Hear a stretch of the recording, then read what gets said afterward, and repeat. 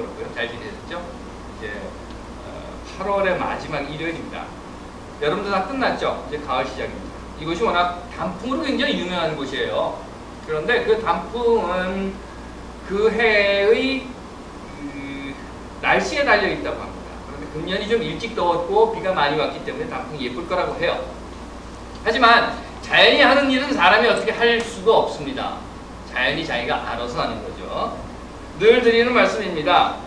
우리가 할 수 없는 일이 있다는 거예요. 사람이 할 수 없는 일. 그 말은 사람이 할 수 있는 일도 있다는 겁니다. 그런데 사람들이 하지 않죠.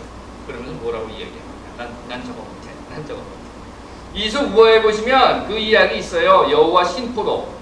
잘 아시는 내용이기 때문에 제가 따로 말씀은 안 드리겠습니다. 뭐라고 합니까? 여우가 저거 씌워서 못 먹어. 저거 씌워서 못 먹어. 우리는 어떻습니까? 우리는 안 되니까, 아니 오히려 안 해보고 저건 씌워서 못 먹어 하고 있는 거는, 그런 것은 우리에게 없는지 한번 생각해보죠. 8월의 마지막 일요일입니다. 성서를 보면요, 성서에 나와 있는 그 맥락이라고 하는 것은 이런 거예요. 하나님과 사람과의 관계입니다. 그런데 먼저 하나님이 사람을 불러요. 사람을 부른다는 거죠. 야 사람아! 그리고 부르는 거예요. 그러면 그 하나님의 부름에 따라서 사람이 어떻게 응답하느냐 하는 것이 성서 전체에 나타나 있는 맥락입니다.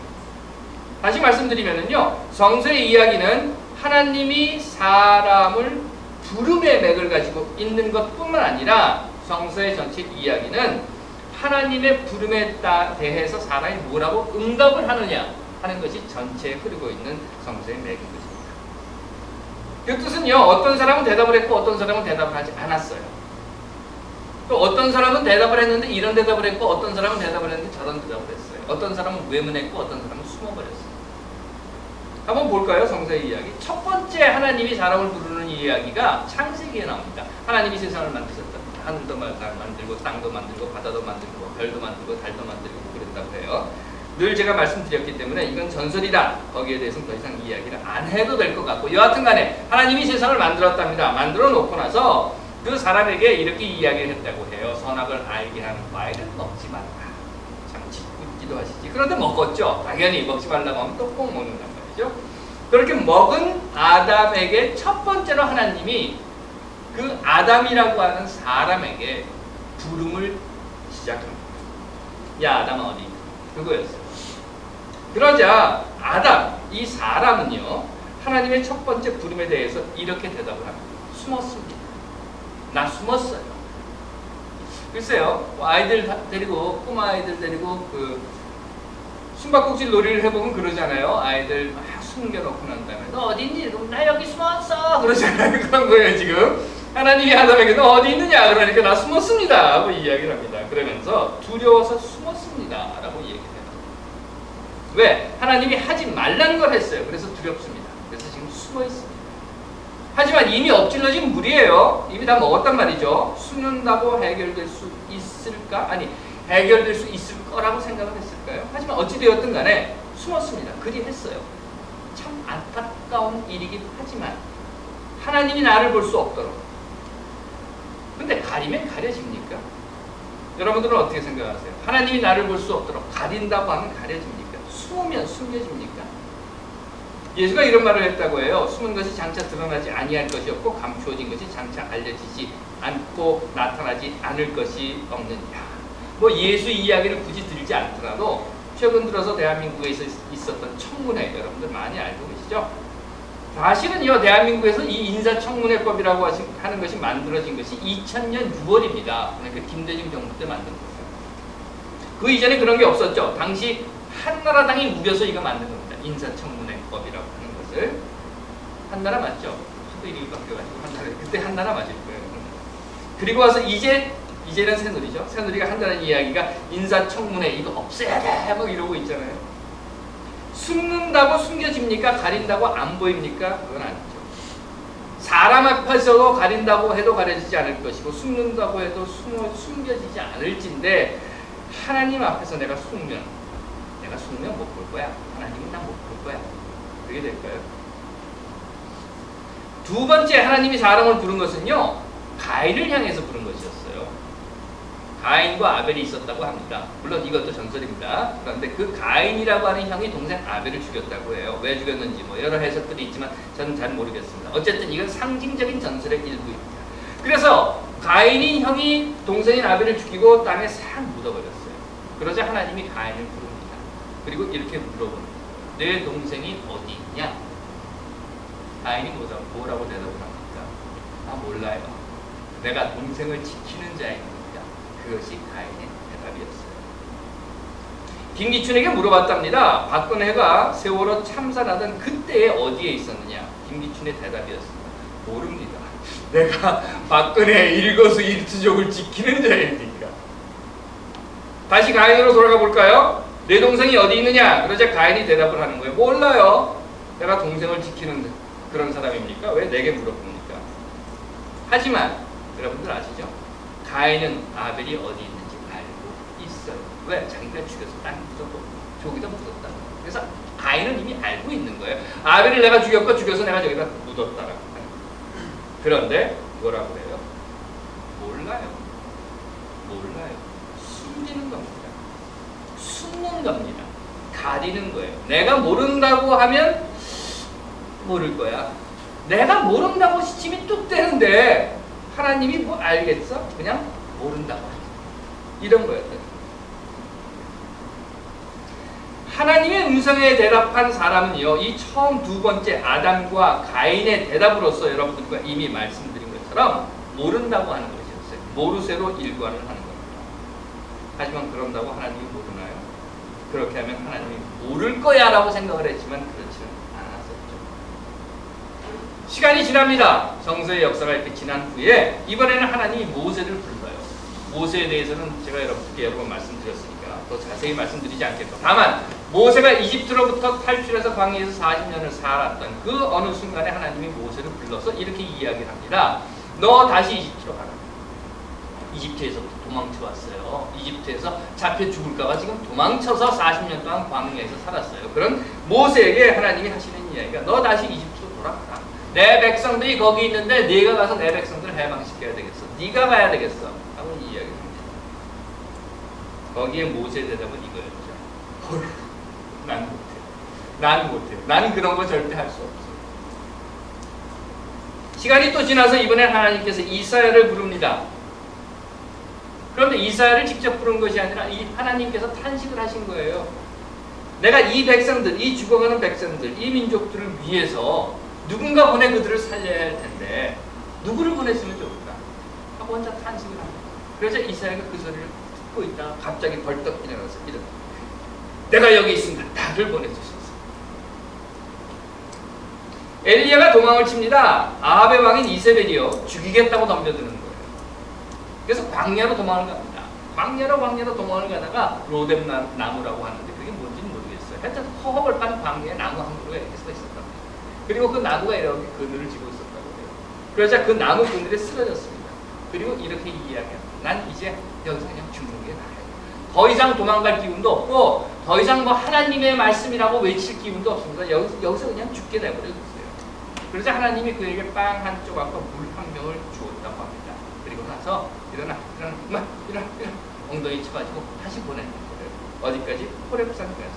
그리고 그 호렙산에 가보니까 굴이 있었어요. 그래서 이사야는 지금 엘리야는 그 굴 속에 들어가서 웅크리고 있는 거예요. 굴 속에 들어가서 웅크리고 있는 거예요. 굴 속에서 바깥을 이렇게 내다보고 있습니다. 거기에 웅크리고 있는 거예요. 야, 내가 나가면 죽겠다. 여기 숨어 있어야 돼. 그때 하나님이 그를 부릅니다. 그리고 이렇게 말씀하셔요. 엘리야야. 네가 지금 거기서 뭘 하고 있니? 그 굴 속에서 너 지금 뭘 하고 있니? 엘리야가 이렇게 대답을 합니다. 하나님, 사실은 말이죠. 제가 죽을 힘을 다해서 하나님의 뜻이 무엇인지를 따라 살려고 했습니다. 그럼에도 하나님의 뜻, 하나님의 정의와 하나님의 평화를 어기는 그들을 막을 수가 없어요. 이제는 그들이 나까지 죽이려고 합니다. 나는 그래도 그 이전에는 예언자여 선지자여 해서 동네에 나가서 세상에 나가서 그들 왕 앞에서 권력자들 앞에서 아니야 너희가 틀렸어. 하나님의 뜻은 이거야. 하나님의 정의는 이것이고 하나님의 공의는 이것이고 너희는 이렇게 살면 안 되라고 외쳤었습니다. 하나님이 나한테 시켰잖아요. 그래서 내가 그렇게 했단 말이죠. 그런데 이젠 지쳤어요. 이제는 더 이상 그런 소리 할 기운도 없고 그냥 여기서 죽었으면 좋겠어요. 이제는 내가 죽고 싶어 죽는 것이 아니라 그들이 나를 지금 죽이려고 달려오고 있습니다. 그래서 여기 굴 속에 숨어 있습니다. 시간이 더 많이 지나서 성서의 역사 속에서 하나님이 예수를 부릅니다. 그 내용이 신약에 정확히 나와 있진 않아요. 다만 예수가 하나님께 대답한 내용은 나와 있습니다. 이렇게 말합니다. 하나님, 할 수 있다면, 할 수 있다면, 그렇게 해도 된다면, 가능하다면, 정말 웬만하면 내게서 이 고통, 내가 이 고통을 당하지 않게 해주십시오. 하고 대답합니다. 하나님께서 사랑하시는 여러분, 하나님은 늘 우리를 부르고 계셔요. 이 역사 속에서, 우리의 삶 속에서 우리를 부릅니다. 보셨습니까? 세월호 참사로 고통을 당하고 있는 그 유가족들이 비닐을 덮고 청와대 앞에서 난장을 자고 있어요. 바로 그 난장을 자고 있는 그 세상에서 하나님은 우리를 부르십니다. 40일이 넘게 단식한 유민의 아버지가 병원으로 실려가고 있는 세상에서 하나님은 지금 우리를 부르고 계신 거예요. 들으셨죠? 가수 김장훈 씨가 오죽하면 내가 노래 안 부르고 이 짓을 하겠느냐 하고 단식을 한 지 20여일 만에 피시를 해서 병원으로 실려가는 바로 그 세상에서 하나님은 우리를 부르고 계십니다. 뿐입니까? 미주리의 포거슨이라고 하는 곳에서는 비무장 아프리칸 아메리칸 티네이저예요. 티네이저를 경찰들이 그냥 일순간에 총을 쏴서 9발을 쏘고 죽여버렸어요. 그런 세상 속에서 지금 하나님은 우리를 부르십니다.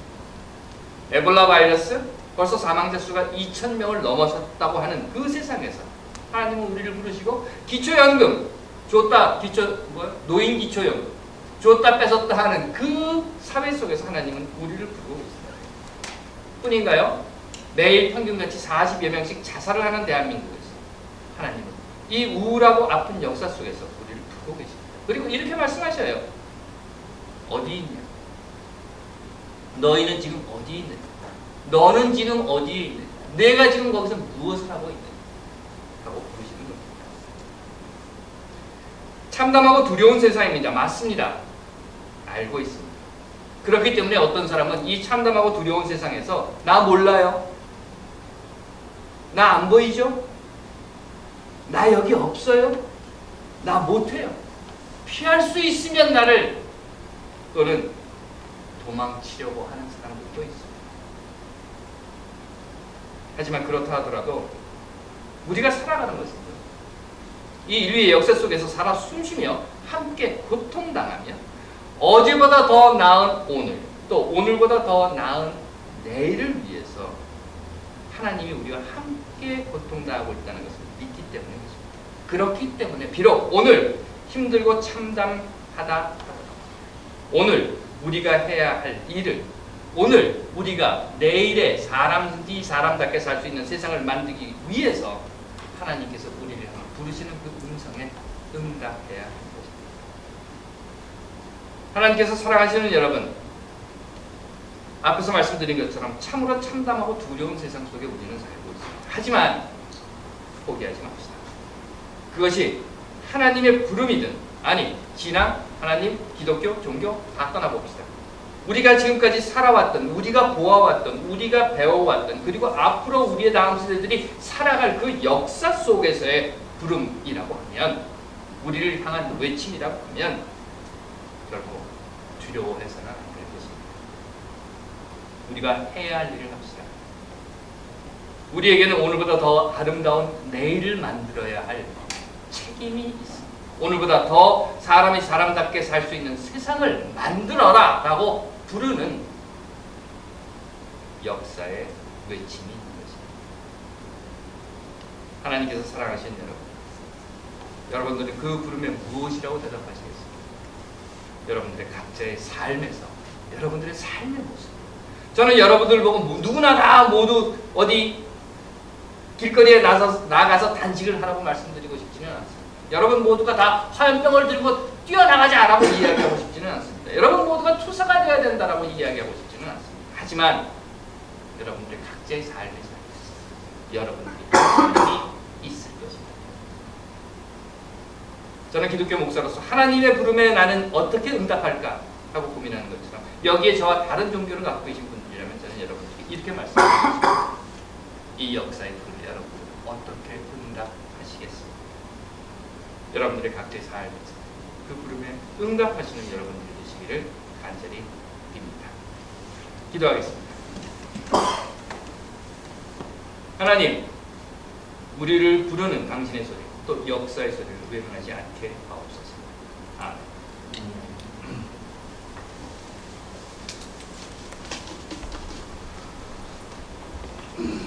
새로 오신